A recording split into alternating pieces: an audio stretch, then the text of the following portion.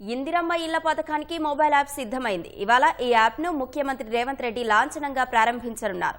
రేపటి నుంచి రాష్ట్ర వ్యాప్తంగా ఇందిరమ్మ ఇళ్ల లబ్ధిదారుల ఎంపిక జరగనుంది. ప్రతి మండల కేంద్రంలోనూ ఇందిరమ్మ మోడల్ హౌస్ నిర్మించనున్నారు. మొదటి విడతలో నియోజకవర్గానికి 3,500 చొప్పున రాష్ట్రంలో 4.5 లక్షల ఇళ్లు నిర్మించాలని ప్రభుత్వం నిర్ణయించింది.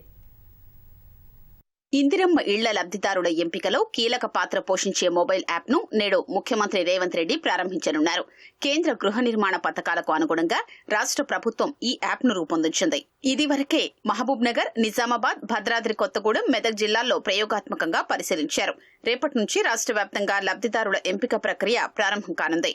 ప్రజాపాలన దరఖాస్తుల ఆధారంగా ఇంటింటికి వెళ్లి వివరాల్ని సేకరించి యాప్లో నమోదు చేస్తారు.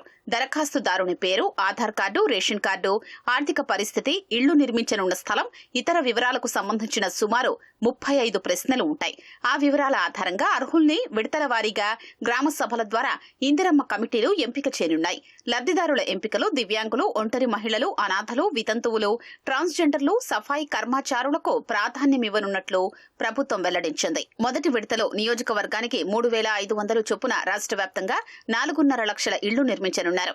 మొదటి విడతలో సుమారు 28,000 కోట్ల రూపాయలు ఖర్చవుతుందని అంచనా వేస్తున్న ప్రభుత్వం వివిధ మార్గాల ద్వారా నిధులు సేకరించేందుకు ప్రణాళిక సిద్ధం చేస్తోంది. కేంద్రం నుంచి ప్రధానమంత్రి ఆవాస్ యోజన నిధులు రాబట్టాలని ప్రభుత్వం కసరత్తు చేస్తోంది.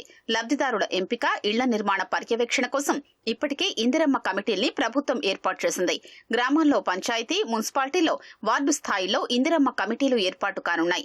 పంచాయతీల్లో సర్పంచ్ లేదా ప్రత్యేక అధికారి, మున్సిపల్ వార్డుల్లో కౌన్సిలర్ లేదా కార్పొరేటర్లను కమిటీ చైర్పర్సన్లుగా నియమించారు.